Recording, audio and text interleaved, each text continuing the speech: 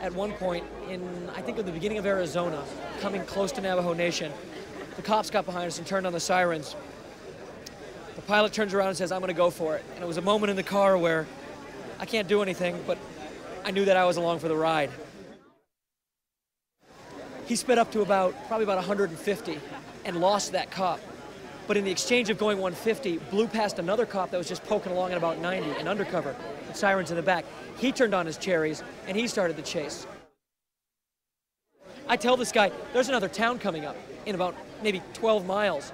No sooner do we say that, we get to the top of this hill and we see a full roadblock over the next hill.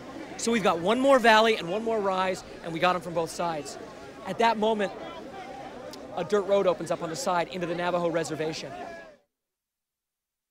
Now we're in a Viper, off-roading at about freaking 80 miles an hour. I mean, you never heard an undercarriage get more beat up. We come off the main Navajo road onto a side dirt road that's for like 4x4s, and there's like a Navajo hut, and there's an Indian standing out there. I'm so confused. We think this guy speaks Spanish, so he starts screaming, "La policia, la policia." The guy's like, "What?" Like, the fucking police are following me. "I'll take care of you, just don't let them know we're here. Which way should we go?" He points us. We head down this crazy road about 6 more miles.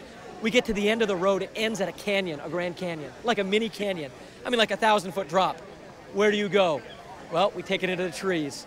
Then we start driving the Viper through the trees, like maybe a half a mile through trees and branches. We get it hidden, pull out all the gear, make a run for it. At this point, I'm a victim. I'm just, I don't know, I'm scared. I'm temporarily insane. So we make a run for it, dive under the bushes and hide there. I would say we probably stayed in those bushes for about 8 hours until the sun started to fall. It was about 12, it was about 8 by then. Come back to the car, he peels off all the stickers, takes off the orange band, then the Navajos come and look for us in the pickup truck.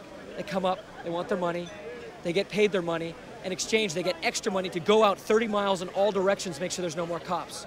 They go out in all directions, come back with the pilot, we get in the car. We've got 40 miles left in the tank.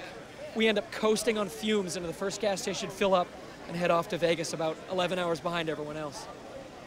Insane. Apparently, the fine would have been a year in prison. That's what I heard. It was wild. It was wild.